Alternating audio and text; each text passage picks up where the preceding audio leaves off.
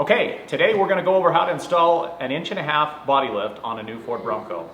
If you have any questions on the 3" click on this link. It'll reference some of the additional items, but as we go through this video, we hope to touch on some of the points and questions that you guys asked in the last video. So let's go ahead and get started. So Talon, what all parts are we going to need to do this?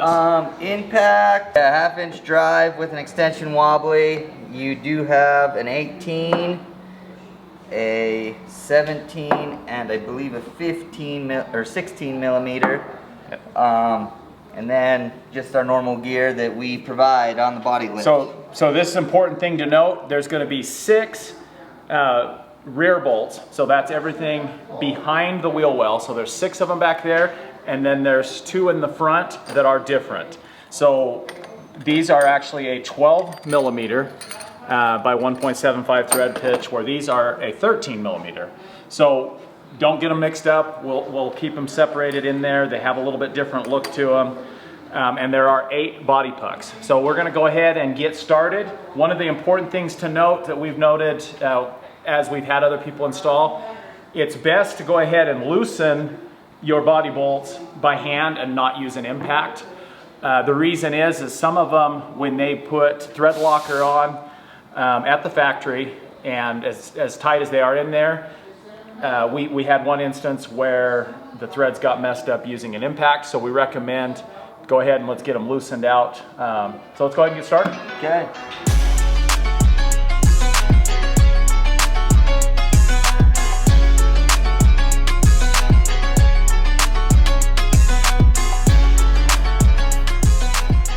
We're using this little handy lift today.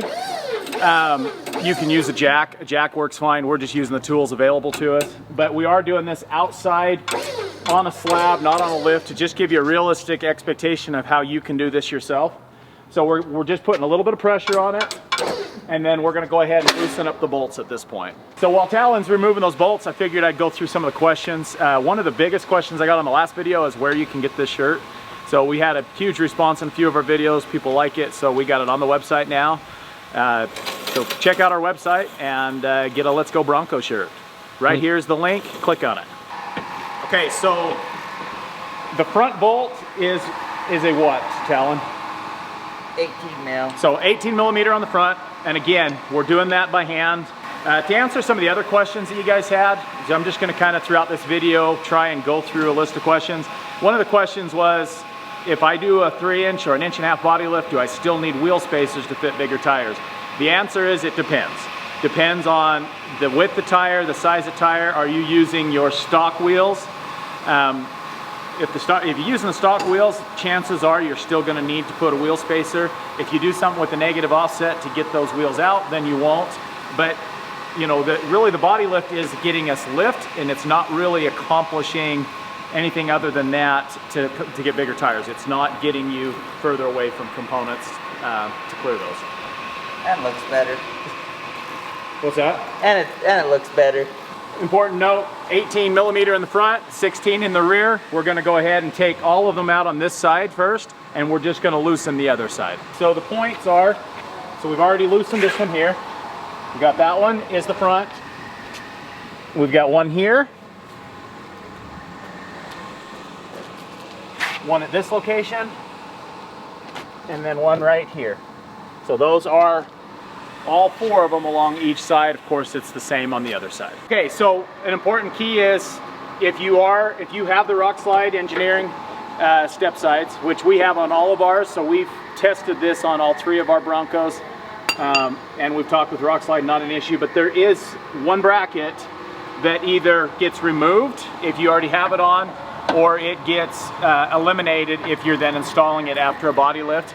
Another important note is on the 3" body lift, and we'll go show you on our other Bronco here as soon as I talk about this, but there is a spot where we'll have to trim just a little bit of that back bracket, and if you don't, you'll hear kind of a popping noise because that bracket wants to bind with the body mount brackets. So that's something I'll go show you right now. We're going to show you on one of our other Broncos that we've been running this on for quite some time now, at that point where you want to trim that back.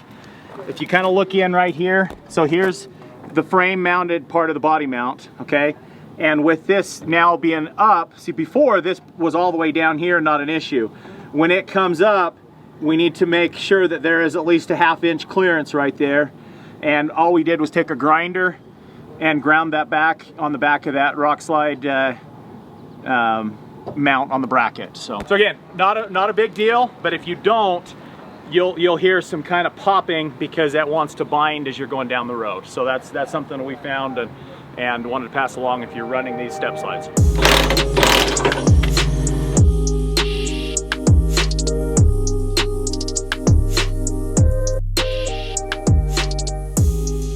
For a little bit of clarification, the reason why we're doing it by hand and not using an impact is the nut that's in the body frame that we're going into.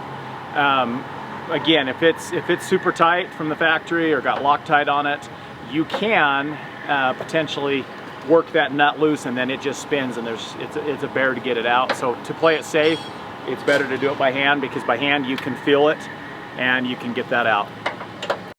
Okay, so now that we got all the bolts loosened on this side, Talon's loosened on that last one, all the bolts removed on the other side, the next step will be to lift that and start installing the pucks. Before I do that, I'm going to answer a couple more questions. So one of the questions is the steering shaft. So on a lot of body lifts, there's an extension for the steering shaft. On the Bronco, it's telescoping, so there's more than enough length in that telescoping as we lift the body, even on the 3-inch, that it handles that. Some other things related to that are the fill tube on the fuel, brake lines, are those affected? None of those are affected. There's enough length in the fill tube as it comes up that it's not putting any stress or strain. Also, brake lines aren't affected either. So that's some good news on this. That's what makes this a really simple install, so we don't have to deal with those. So we're just going to lift it. Again, if you don't have, this, you're going to use just a jack on your floor, and you can lift it right here.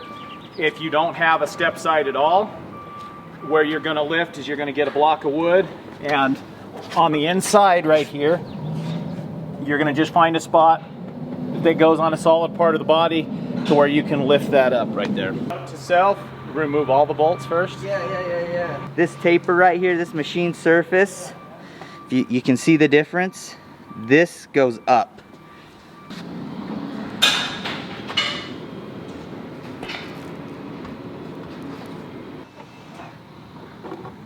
Okay, so the thing to note is the front ones are a different thickness of the bolt. They're 12 millimeter, but all of them throughout will be the same head. It's going to be a 19 millimeter socket to install them.